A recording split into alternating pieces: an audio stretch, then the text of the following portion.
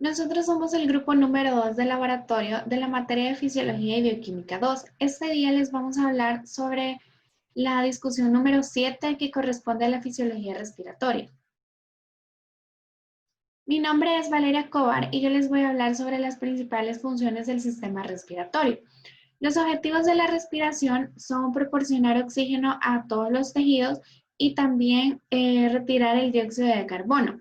Pero para conseguir esos objetivos, el sistema respiratorio debe cumplir 4 funciones específicas, que son la ventilación pulmonar, y eso se refiere al flujo de entrada y salida del aire desde la atmósfera hacia los alvéolos pulmonares, la difusión de oxígeno y de dióxido de carbono entre los alvéolos y la sangre, también el transporte de oxígeno y de dióxido de carbono en la sangre y en los líquidos corporales, y la regulación de la ventilación y de otras facetas de la respiración.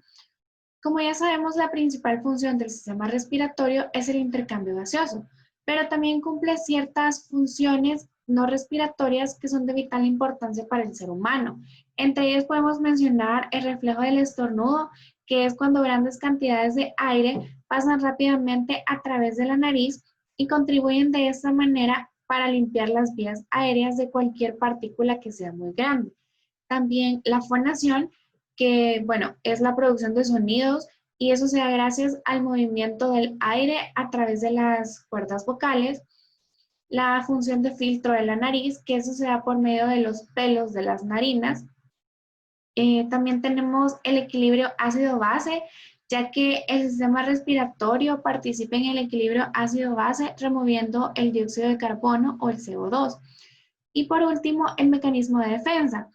Este se da por medio del moco, ya que el moco recubre las vías respiratorias y además de mantenerlas humedecidas, el moco atrapa partículas pequeñas que están en el aire inspirado y también impide que la mayoría de ellas llegue hacia los alvéolos. Muchas Buenas gracias. noches, mi nombre es Ivonne Castellanos y yo les voy a hablar acerca del mecanismo de respiración. Los pulmones se pueden expandir y contraer de dos maneras.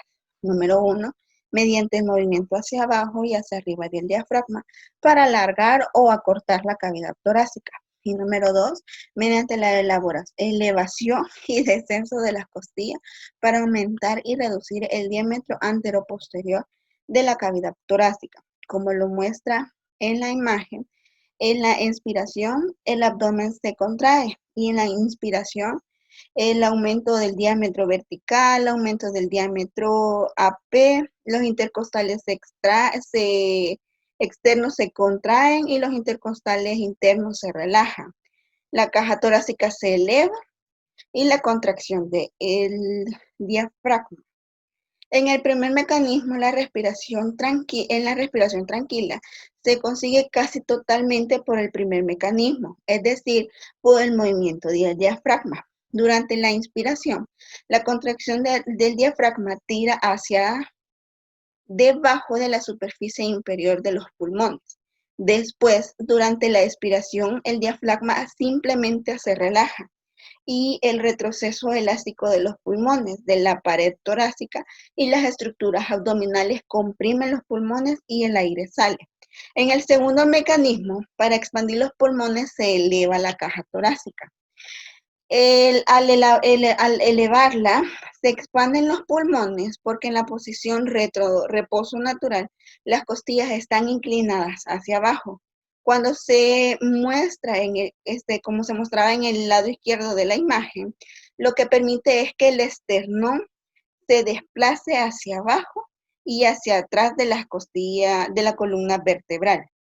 Los pulmones que elevan la caja torácica se llaman pulmones inspiratorios y los pulmones que hacen el descenso de la caja torácica se llaman pulmones expiratorios. Los pulmones inspiratorios son los músculos intercostales externos, el esternocleidomastoideo, el serrato anterior y los escalenos. Y los músculos expiratorios son el recto del abdomen y los intercostales internos. Muchas gracias. Hola, mi nombre es Tania Coto y voy a explicar la diferencia entre respiración y ventilación. Cuando hablamos de ventilar, estamos hablando sobre todo de los mecanismos que se ocupan de que el volumen del aire entre y salga de la caja torácica, mientras que en respiración hablamos de describir los pasos que involucran la llegada de oxígeno a la célula. Los movimientos ventilatorios que tenemos son inspiración y expiración. Primero tenemos la inspiración, que los gases en el exterior están sometidos a la presión atmosférica, que en el nivel del mar es de 760 milímetros de mercurio. Y en condiciones normales, cuando todos los músculos del aparato respiratorio se encuentran en reposo, la presión alveolar es igual a la atmosférica. Esto quiere decir que también se encuentra a 760 milímetros de mercurio. Es como utilizar los 760 milímetros de mercurio como cero de referencia. Por lo tanto, al final de la expiración pasiva, la presión en el nivel de la boca, es decir, en la cavidad exterior, en la atmosférica, y la alveolar es igual. Esto quiere decir cero. Y para desplazar un volumen de aire hay que generar un gradiente de presión. Eso quiere decir de mayor presión en un extremo del circuito, que sería el atmosférico, y menor en el otro, que sería el alveolar. Y para esto, el descenso del diafragma produce una disminución de la presión intrapleural, que a su vez disminuye la intraalveolar. La presión subatmosférica en el alveolo produce el desplazamiento del aire desde la boca hacia este, y además intervienen músculos como los intercostales. Luego tenemos la expiración, y luego del movimiento inspiratorio comienza el expiratorio, que se clasifica como pasivo, dada esta elasticidad que tiene la caja torácica. En algunas situaciones el movimiento expiratorio puede convertirse en activo, como en la hiperventilación o en el ejercicio. Los músculos importantes aquí son los de la pared abdominal, como por ejemplo el recto, el oblicuo interno y el externo, y también el transverso, que al contraerse producen aumento de la presión intraabdominal y desplazan el diafragma hacia arriba, y los intercostales internos, que desplazan las costillas hacia adentro y hacia abajo para así disminuir de esta manera el volumen torácico. Durante la respiración pasiva, la presión intrapleural es negativa. En cambio, en expiración activa la presión intrapleural, que se vuelve positiva. Luego tenemos la respiración. Y aquí la respiración proporciona oxígeno a los tejidos y retira el dióxido de carbono. Y hay 4 funciones principales de la respiración, las cuales son: número 1, la ventilación pulmonar, que se refiere al flujo de la entrada y salida del aire entre la atmósfera y los alvéolos pulmonares. Luego tenemos la difusión de oxígeno y de dióxido de carbono entre los alvéolos y la sangre. El tercero es el transporte de oxígeno y el dióxido de carbono en la sangre y los líquidos corporales hacia las células de los tejidos corporales y desde las mismas. Y por último tenemos la regulación de la ventilación y otras facetas de la respiración. Gracias. Vamos a describir los volúmenes pulmonares. Bueno, tenemos al primero, que es el volumen corriente. El volumen corriente o normal es una inspiración, expiración, inspiración, expiración, como podemos ver aquí en la gráfica, normal. Por ejemplo, una persona que esté sentada y se tiene una respiración normal. Este volumen va a ser de 500 ml, es el aire que entra y sale de los pulmones a una velocidad normal, se podría decir. Luego vamos a tener el volumen de reserva inspiratoria, que va a ser este que vemos aquí en la gráfica, que va hasta arriba, es el que cuando hacemos una inspiración con una fuerza plena que va más arriba de lo normal. Y este volumen de reserva inspiratoria va a tener un volumen de 3000 ml. Luego tenemos al volumen de reserva expiratoria, que es cuando sacamos el aire con un poco de fuerza, es esta inspiración, esta curva que va para abajo, llega hasta el volumen de reserva expiratorio, que viene después de hacer una inspiración arriba de los niveles normales. Esta expiración es la salida del aire cuando hacemos un poco de fuerza y tiene 1100 ml en hombres y 700 ml en mujeres. Luego tenemos el volumen residual. El volumen residual es este espacio en blanco que vemos abajo, volumen residual, que por más fuerza que hagamos, este aire no va a salir de los pulmones. Y es el aire que queda después de una inspiración forzada. Este volumen residual va a tener 1200 ml. Mi nombre es María José Castro y les voy a hablar acerca de las capacidades pulmonares. Como número 1 tenemos la capacidad funcional inspiratoria. Es el volumen de aire que entra a los pulmones durante una inspiración forzada. Esta consiste en la suma del volumen de aire corriente más el volumen de reserva inspiratoria. Como número 2 tenemos la capacidad residual funcional. Es el volumen de aire que permanece en los pulmones después de una expiración normal. Esta consiste en la suma del volumen de reserva expiratoria y el volumen residual. Número 3 tenemos la capacidad vital. Es la capacidad máxima de aire que sale durante una expiración forzada después de una inspiración forzada. Esta consiste en la suma del volumen de aire corriente más el volumen de reserva inspiratoria y el volumen de reserva expiratoria. Luego tenemos la capacidad pulmonar total. Es el volumen de aire que permanece en los pulmones después de una inspiración forzada.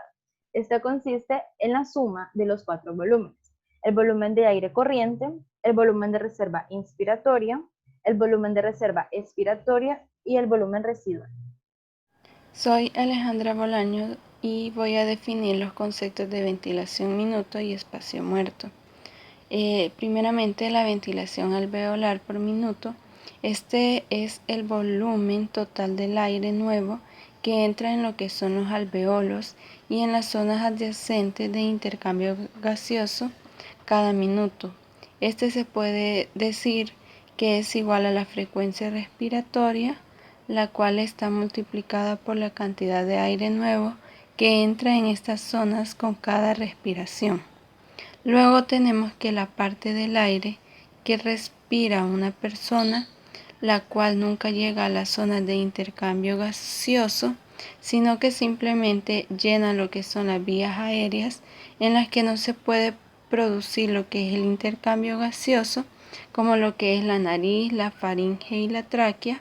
A este aire se le denomina lo que es aire del espacio muerto, porque no es útil para el intercambio gaseoso.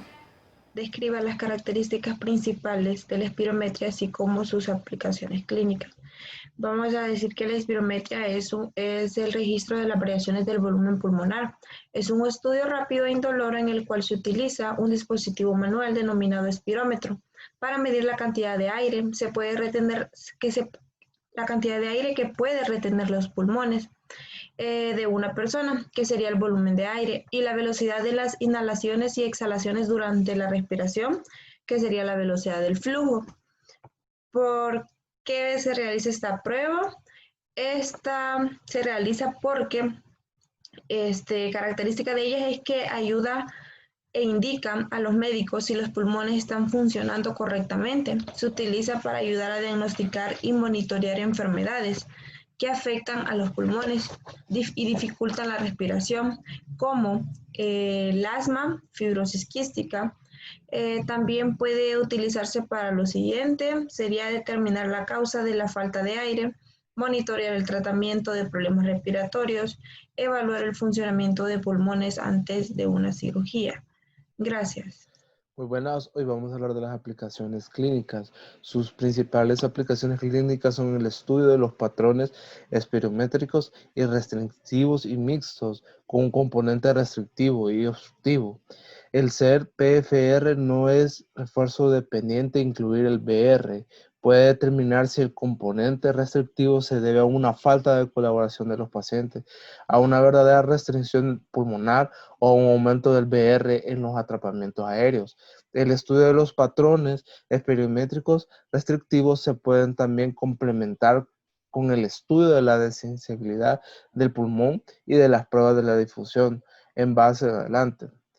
Detención precoz de enfermedades bronquiales u otras aplicaciones de las determinaciones de los volúmenes de estudios precoz, el flujo aéreo, ya que la obstrucción crónica de los flujos puede comenzar el atrapamiento aéreo y aumento del BR como única alteración funcional de los pulmones. Muchas gracias. Saludos cordiales, mi nombre es Alejandra Bolaños y les voy a hablar sobre la utilidad del pico flujo y sus valores normales. Este también es llamado flujo expiratorio máximo y corresponde al flujo máximo de la expiración forzada. Se mide en litros sobre segundos y se puede medir fácilmente con un aparato de bolsillo. Aumentos de la resistencia reducirán la capacidad ventilatoria y podrán ser observados en un descenso en el pico flujo. Este permite medir la fuerza de flujo en el aire que sale de los pulmones. Los valores normales. Los valores van a depender de la edad, del sexo y de la altura. En la zona verde de la tarjeta de autocontrol se caracteriza por una buena capacidad funcional con un flujo expiratorio máximo superior a 80%. La franja amarilla indica precaución con medidas de flujo expiratorio máximo de 50 a 80% y la zona roja corresponde al flujo expiratorio máximo inferior al 50%. Como podemos observar en este cuadro que tenemos, es una interpretación de los valores normales según la edad, la altura y el sexo. Como por ejemplo, si tenemos un hombre de 25 años con una altura de 160 centímetros, su valor normal será de 598. No así en una mujer de la misma edad y la misma altura sería de 471. Entonces podemos observar que los valores van a variar según edad, sexo y altura. Muchas gracias. Saludos cordiales, mi nombre es Francisco Chacón Reyes. Yo les voy a hablar acerca de las diferentes patologías que nos determina la espirometría. Como es debido, es la prueba más utilizada en la práctica clínica para diagnosticar patologías obstructivas como el asma bronquial o enfermedades pulmonar obstructiva crónica que se conoce como EPOC, así como aquellas enfermedades restrictivas que nos van a delimitar la capacidad física del paciente como la fibrosis pulmonar y derrames pleurales. Este examen debiera hacérselo todo fumador para evaluar la forma prematura de la repercusión del tabaquismo en la vía aérea, lo que lleva al desarrollo de enfermedades como la bronquitis crónica, la enfisema y la EPOC. Acá vemos cómo se ve el pulmón cuando el paciente presenta enfermedades pulmonares obstructivas crónicas, conocido como EPOC. Indicaciones de la espirometría. Entre estas indicaciones diagnósticas tenemos que los pacientes que tengan signos o síntomas respiratorios, pero previo al descarte de tuberculosis pulmonar, por ejemplo, sospecha de asma y EPOC. Estos pacientes son candidatos para una espirometría. Pacientes fumadores aún asintomáticos que van a consultar y que ingresan o es candidato para ingresar a la clínica de cesación de tabaco. Paciente al que se le valora el impacto o gravedad de enfermedad respiratoria en la función pulmonar. Paciente con riesgo de deterioro de su función pulmonar por agentes laborales alérgicos o humo de leña. Evaluación de riesgo quirúrgico, evaluación preoperatoria pulmonar debe ser realizado por médico, un neumólogo. Acá están las bibliografías que hemos utilizado para la recopilación de la información. Muchas gracias por su atención.